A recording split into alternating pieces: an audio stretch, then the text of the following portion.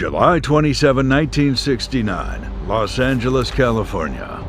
Hollywood's bright skyline seems peaceful, but below its palm-lined streets, a cult is gearing up for war. A pregnant actress is about to be slaughtered. A Hollywood director's home will become a scene of unimaginable carnage. And the man pulling the strings, he never lays a finger on the victims.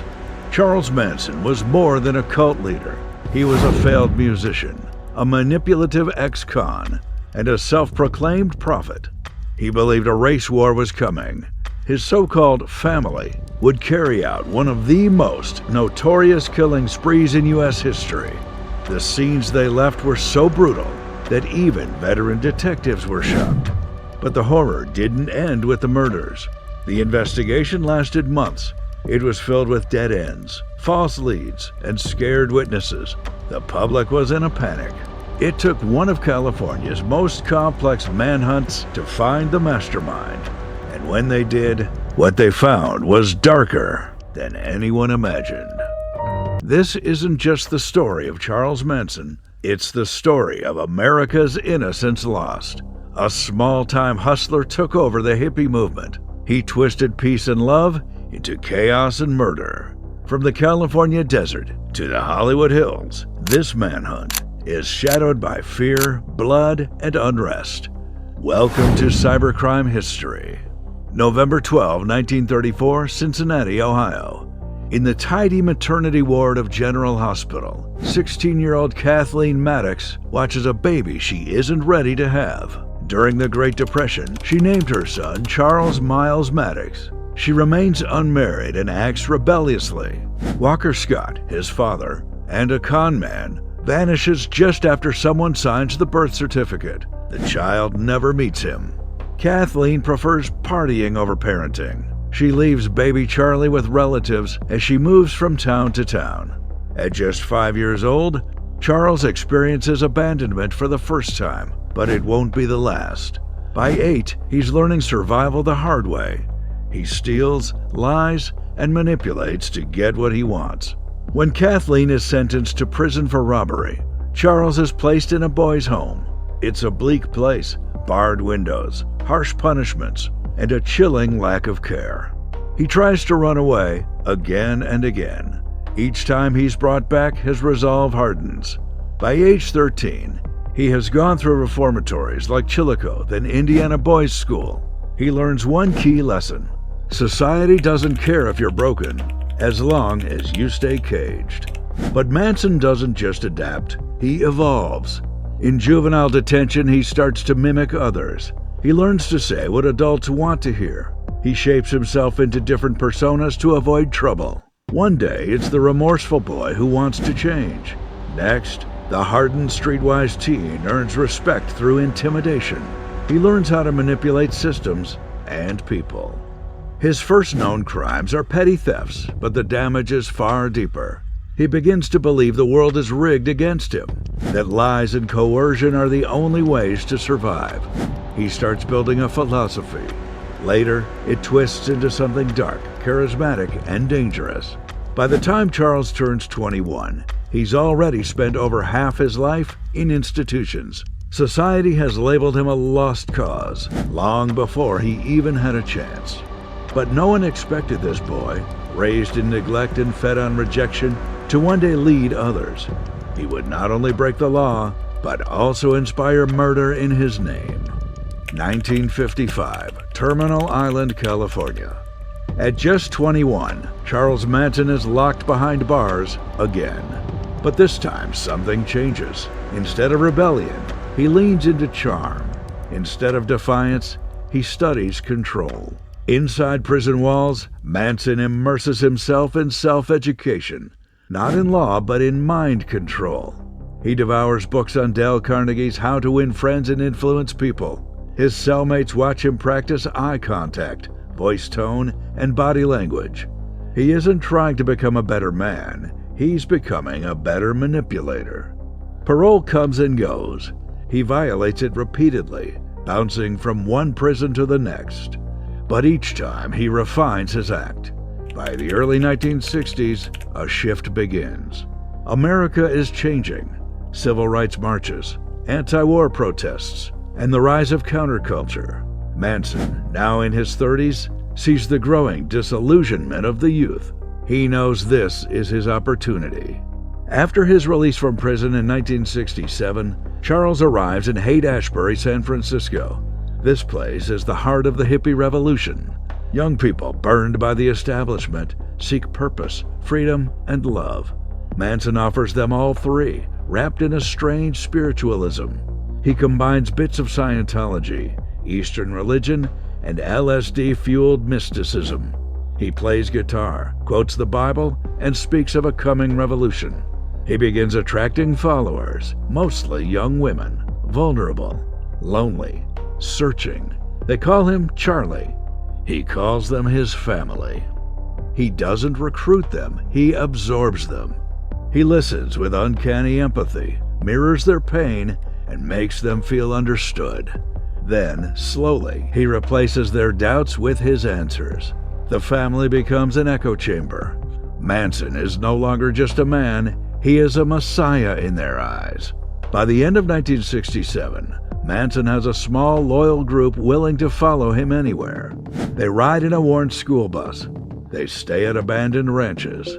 They practice free love, meditate, and trip on acid. But beneath the surface, something sinister brews.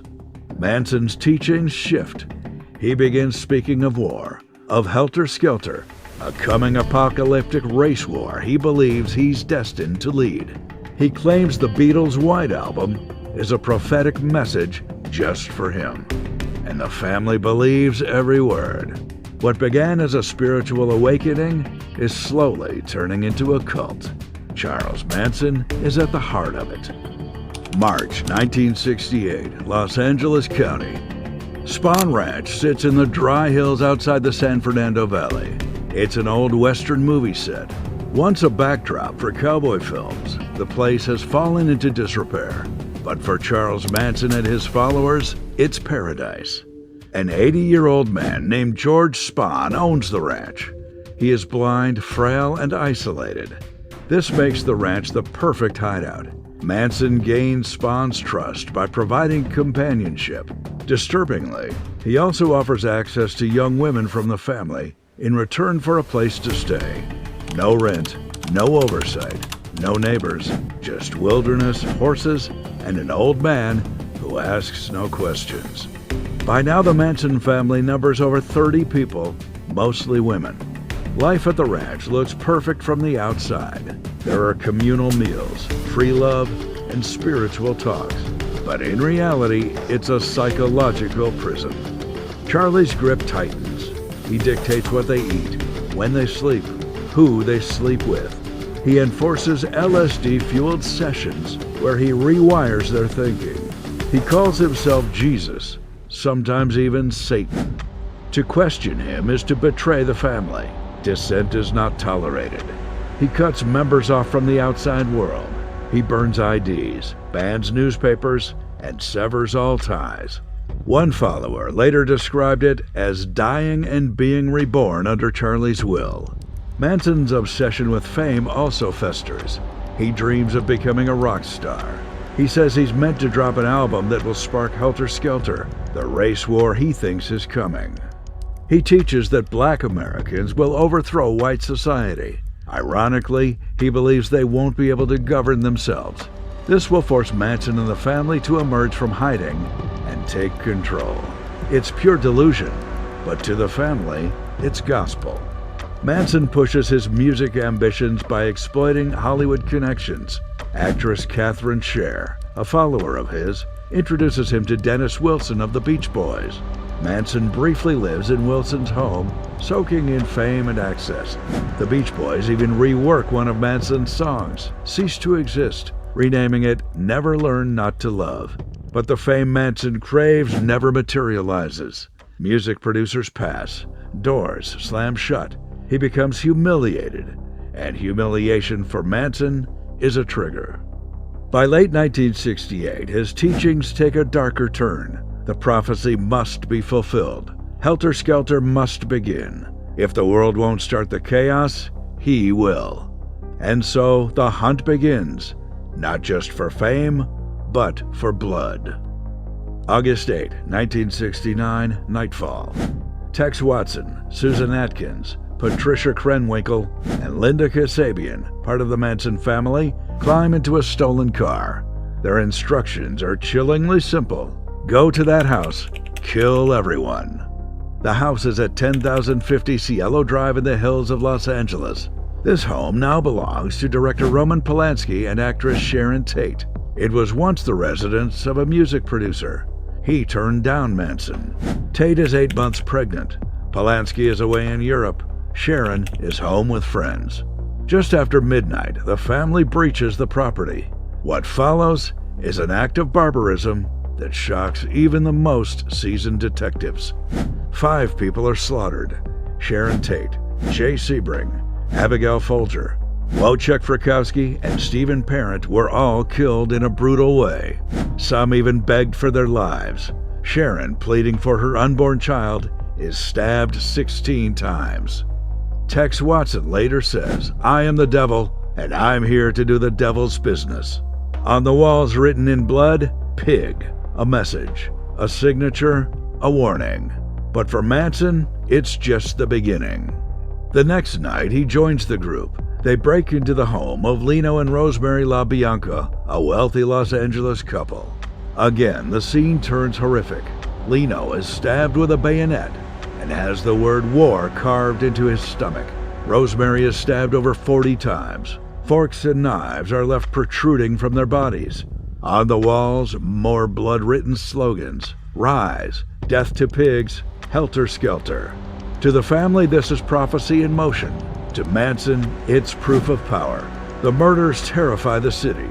Celebrities hire bodyguards. Families install alarm systems. The media dubs it a killing spree with no motive. Police remain baffled. No clear connection between the Tate and LaBianca scenes. No fingerprints, no suspects. But behind the chaos is a pattern. A cult with a leader who's pulling every string. Charlie never kills anyone with his own hands, but he doesn't have to. His words are the weapon, and his followers are locked and loaded. As panic grips Los Angeles, investigators begin to close in, but they don't yet realize the killer isn't hiding in the shadows. He's hiding in plain sight at a rundown movie set in the desert. October 10, 1969, Barker Ranch, Death Valley. In the hot California desert, a group of shaggy squatters walks among old movie buildings. They're surrounded by cacti and silence. They call themselves a family. They say they're waiting for the world to end. The world comes for them first. Unbeknownst to Charles Manson, the heat isn't just from the sun, it's from law enforcement closing in, but not for murder, not yet. Rangers with the National Park Service checked on stolen cars and illegal camping in Death Valley National Park. When they raid Barker Ranch with local sheriffs, they uncover something much darker. The family scatters. Some hide in cabinets, under floorboards. Manson himself curls into a fetal position in a bathroom vanity cabinet. A deputy opens the door, flashlight in hand, and finds a wild-eyed man staring back. "You must be looking for me," Manson grins. A car theft raid turns into a key breakthrough in the Tate-LaBianca murder case. In Los Angeles County Jail, Susan Atkins, arrested for another murder, begins to speak.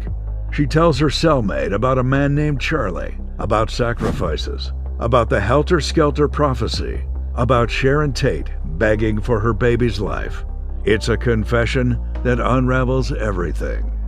By November 1969, the LAPD connects the dots. The Tate and LaBianca murders weren't random, they were orchestrated. The same people, the same writing on the walls, the same insanity. On December 1, 1969, the Los Angeles District Attorney announced arrest warrants. They were for Charles Manson, Susan Atkins, Patricia Krenwinkel, and Charles Tex Watson. This was in connection with the Tate murders. The family is stunned. They thought they were invisible. They believed they acted on divine orders beyond human law. Now they're facing the full force of it. Manson plays it cool. He turns court hearings into theater, carving an X into his forehead to show the world he's been crossed out. He tells reporters he didn't kill anyone. that his family acted on their own, that the system is afraid of truth. But under the surface, a truth is emerging. The prophet is turning into a prisoner, and the family is starting to break. June 15, 1970, Los Angeles County Courthouse. The trial of Charles Manson begins. It will last 9.5 months, the longest and most expensive trial in U.S. history at the time. But this isn't just a murder trial, it's a circus, a cult, a cultural fracture playing out in real time. Manson enters the courtroom barefoot with an X carved into his forehead. He claims the court has crossed him out. Soon his followers, Susan Atkins, Patricia Krenwinkel, and Leslie Van Houten, cut X's into their own foreheads. Days later, the girls from the family gather outside. They chant his name, hold vigils, and carve matching scars. Inside, the courtroom descends into surreal chaos. Manson keeps interrupting. He rants about the apocalypse and claims the prosecution is hiding the truth. At one point, he leaps across the defense table at the judge, shouting, "Someone should cut your head off." His co-defendants copy him closely. They laugh during testimonies, hold hands, and sing Helter Skelter softly. The prosecution, led by Vincent Bugliosi, build the case slowly. He explains the Helter Skelter motive. Manson thought a race war would happen, leaving only his family alive. Bugliosi shares crime scene photos and confessions. The most shocking part? Family members changed their stories. Linda Kasabian, the getaway driver with immunity, testifies for 18 days in a row. Her calm and honest account of the Tate-LaBianca murders is very different from the courtroom drama. She describes Sharon Tate's last screams and the blood on Manson's hands. This is all without him being at the scene. The defense strategy is bizarre. At one point, Manson requests to represent himself. Denied. He tells the jury he had no control over the girls, even though they insist he was their leader. He never directly killed anyone, but he ordered it, orchestrated it, and under California law, that was enough for murder. On January 25, 1971, the jury delivers its verdict, guilty. Manson and his co-defendants are sentenced to death. The courtroom erupts. Manson smiles. But in 1972, California abolishes the death penalty. Their sentences are commuted to life in prison. Manson may not have died in the gas chamber, but his cult, his delusions, and his so-called revolution died in that courtroom. January 1971. The courtroom drama is over. The verdict is in. But the Manson family nightmare? That lingers. In 1972, the death penalty was overturned. Charles Manson, Susan Atkins, Patricia Krenwinkel, Leslie Van Houten, and Tex Watson were not put to death. Instead, they begin life sentences in California prisons. The media calls it a mercy. Victims' families call it an injustice. The public? They're just outraged. In prison, Manson becomes a pop culture myth and a warning. He continues to rant about the Beatles, race wars, and secret messages hidden in music. He gives strange interviews, calm one moment, screaming the next. In 1987, during a famous TV segment with Geraldo Rivera, Manson looks straight at the camera and says, "I am nobody. I am a tramp, a bum, a hobo, but I'm still your reflection." Outside the prison walls, the Manson murders change everything. Hollywood becomes fortress-like. Security tightens. Celebrities install alarm systems and hire private guards. For years, no one in Los Angeles feels safe. The thought that a group of hippies could pick a house at random and commit such a terrible act shook the sense of safety in the suburbs. The phrase helter skelter is now etched in American minds, not as a Beatles lyric, but as a symbol of chaos. Vincent Bugliosi, the prosecutor, wrote Helter Skelter. It's the best-selling true crime book ever. It sells over 7 million copies and becomes a movie. The case becomes required reading in law schools. Manson becomes the example for cult manipulation, groupthink, and the psychology of control. But the fear doesn't go away. In the 1970s and 80s, copycat cults and serial killers cite Manson as inspiration. Some even carve X's into their foreheads. His photo appears on t-shirts, punk posters, and even tattoos. He becomes a symbol, twisted and terrifying, of a culture gone mad. The parole board hears from him 12 times. Each time he's denied, not just because of the murders, but because he shows zero remorse. By the end of the 1980s, Charles Manson is no longer just a man, he's a myth, a metaphor, a monster born in the shadow of peace, love, and the counterculture dream turned nightmare. But the worst part, there were still people out there who believed in him. While Charles Manson aged behind bars, his influence never did. In the 1980s and 90s, a troubling truth lingered. Not everyone moved on from the family. Some never stopped believing. A cult leader might lose his freedom, but his ideology, that could outlive him. Squeaky Fromm, one of Manson's most loyal disciples, proved this in 1975. Wearing red and holding a pistol, she tried to kill President Gerald Ford in Sacramento. Her reason? To draw attention to Manson and the environment. She didn't pull the trigger since there was no bullet. Still, she was convicted of attempted assassination and got a life sentence. Other family members kept Manson's teachings alive. They did this in fringe communities, zines, and online forums back in the early internet era. While some moved on, others fell deeper into the fantasy of Charlie's truth. For them, Helter Skelter never ended. Prison guards at Corcoran State Prison said Manson got fan mail, hundreds of letters. Women sent photos, marriage proposals, money. Some were teenagers born decades after the murders, but captivated by the myth. Afton Elaine Burton, known as Star, became obsessed. She moved to Corcoran, claimed to be his fiancée, and even carved an X into her forehead. She was 27, he was 79. What began in a dusty ranch had now reached a digital generation. But the parole hearings tell another side. Susan Atkins, dying of brain cancer in 2009, asked to be released on compassionate grounds. She became a born-again Christian, expressed remorse, and had less than 6 months to live. The parole board denied her. Victims' families still sat in every hearing, still carried the grief. No amount of time, one said, could equal what they took from us. In the early 2000s, the Manson story resurfaced through documentaries, movies, and books. Each time, it reignited public curiosity and public horror. The family's crimes became the darkest benchmark of true crime. Manson, for all his manipulations, achieved one thing: infamy. Not the kind born of greatness, but the kind you can't look away from. A nightmare that keeps showing up in a new generation's dreams. And the question still haunted America. How many more Mansons were out there waiting? November 19, 2017. Charles Manson is dead. At 83, the man who once dreamed of global chaos passed away quietly in a hospital. He died from cardiac arrest and complications of colon cancer.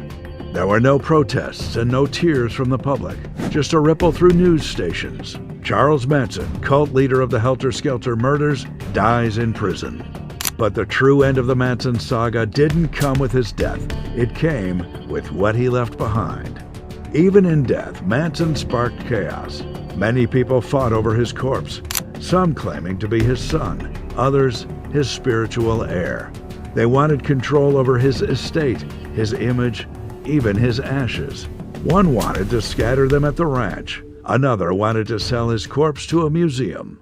It was grotesque, a fitting end for a man who shaped his identity through attention, chaos, and ruin. His remains were eventually cremated. No grave, no marker, no shrine.